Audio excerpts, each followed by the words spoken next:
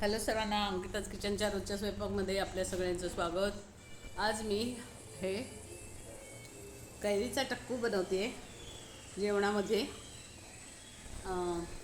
अशी कैरी, कच्ची कैरी बाजारात भरपूर आलेली आहेत आता। ही कैरी घेतली आहे मी, एकच घेतली आत्ता। ते छान पील आउट करून घेतली आणि किसून घ्यायची।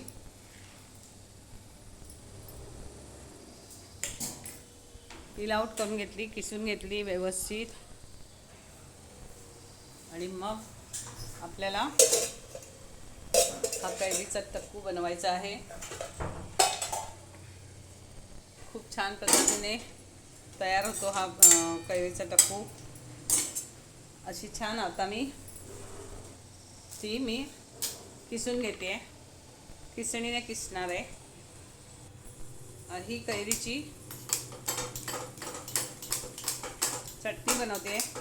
ह्याच्यामध्ये मी किसलेला कैरी घातली आणि शेंगदाण्याचं कूट थोडंसं आणि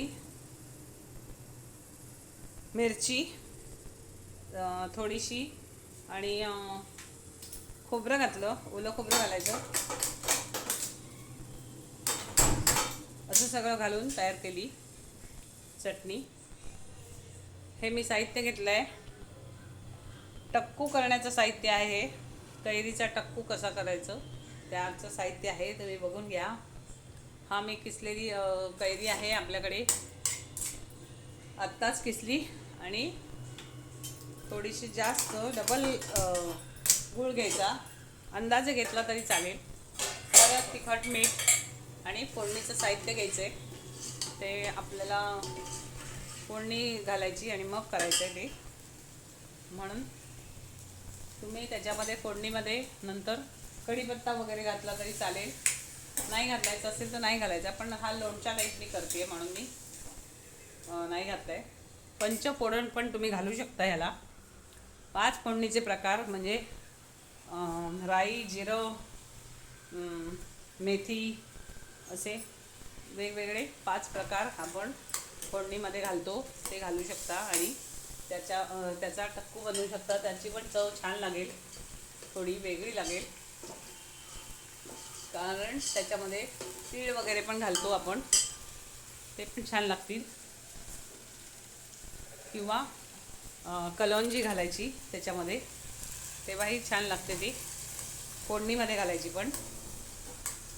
ओके, आता बघा, आता आपण तयार करूया।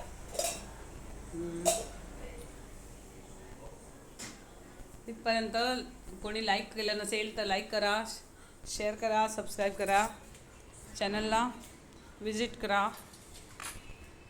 आता आपण हा टक्कू बनवायला घेऊया। हे मी पातेलं छोटं घेतलं आहे माझ्याकडे। तुम्ही त्या शेगडीकडे बघू नका, कारण माझ्याकडे खूप प्रकारचं जेवण होत असतं, सारखं जेवण होत असतं, त्यामुळे तशी दिसते ती। तर छोटं पातेलं घेतलं आहे मी आणि त्याच्यामध्ये फोडणीचं साहित्य करायचं। तेल घातलं आहे, 2-4 चमचे तेल घालायचं आणि फोडणीचं साहित्य त्याच्यामध्ये घालायचं। मी साधंच करते आत्ता, अगदी झटपट तयार होणारा हा पदार्थ आहे, तुम्हाला आवडेल आणि तुम्ही ते करू शकता। हा बघा, फोडणीत डायरेक्ट मी जी किसलेली आपली कैरी आहे ती घातली आणि त्याच्यावर सगळं मी साहित्य घालणार आहे, कारण ते फोडणी आहे ती। आणि मग त्याला चांगलं हलवून घेणार आहे। ओके, तुम्ही बघू शकता। गूळसुद्धा ह्याच्यातच घालून घेणार आहे, म्हणजे तो गूळ विरघळायला पाहिजे, म्हणून एकदम दोन्ही प्रकार होतील, की कैरी शिजून पण निघेल थोडी चांगली। आणि ह्याच्यामध्ये मी थोडंसं पाणी घातलं आहे, कारण झटपट होण्यासाठी। पण ह्याच्यामध्ये घातलं तरी चालतं, कारण हा टक्कू आहे, हा जास्त दिवस टिकणार नाही, पण 2 ते 4 दिवस नक्कीच टिकतो। त्यामुळे तुम्ही हे करू शकता आणि 4 दिवस त्याचा आस्वाद घेऊ शकता। अगदी आपल्याला आयत्या वेळेला काही नसेल घरात तरी या दिवसात हे खूप छान होतं तयार. आणि जर तुम्हाला हा टिकवायचा असेल ना तर पाणी घालू नका. आणि जर पाणी घातलं तर म्हणजे जास्त नाही घालायचं, 4 चमचे 5 चमचे घालायचं शिजेपर्यंत फक्त. आणि ते पाणी आटून टाकायचं सगळं. आणि गूळ तर घातलेलाच आहे त्याच्यामध्ये, सगळं हळद तिखट सगळं घालायचं. आणि थोडंसं विनेगर घालायचं. म्हणजे किती, जर जास्त प्रमाणात करत असाल तर 1 चमचा, नाहीतर जर कमी प्रमाणात असेल तर 2-4 बूंद असतात ना ते घातले तरी चालतील. आणि मग कालवायचं. ही बघा, ही चटणी पण तयार केली. आत्ता आपल्याला जेवणात लागणार आहे. जेवणाच्या वेळेला सकाळच्या असं मी तयार करते. चटणी झालेली आहे, अशा प्रकारे दाखवते बघा, जवळून दाखवते कसं मी तयार केलं की हा टक्कू.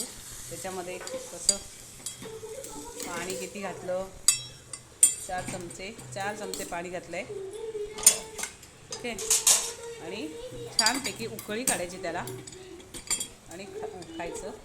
अतिशय सुरेख लागतो हा, खाऊन बघा. ओके. हा बघा, अशा तऱ्हेने दिसतो तयार झाल्यावर. अतिशय सुंदर उत्कृष्ट असं हे लोणचं आहे. घरात तयार केलेलं, पटापट तयार होतो. काही बाकीचे प्रिझर्वेटिव्ह घालायची गरज नाही. ही टोमॅटो बटाटा आणि कांदा टोमॅटो बटाटा अशी भाजी केली आहे आमच्या पद्धतीची. त्याच्यामध्ये मसाला घातला आहे, ब्राह्मणी टाईपचा आमचा मसाला असतो तो घातला आहे. आणि म्हणजे गोडा मसाला आणि थोडासा गूळ त्याच्यामध्ये, जास्त नाही. आणि अशा प्रकारे ही थाळी तयार केली. वरण, आमटी, भात, भाजी आणि टक्कू मे अशा तऱ्हेने पान तयार करायचं. Okay, bye bye.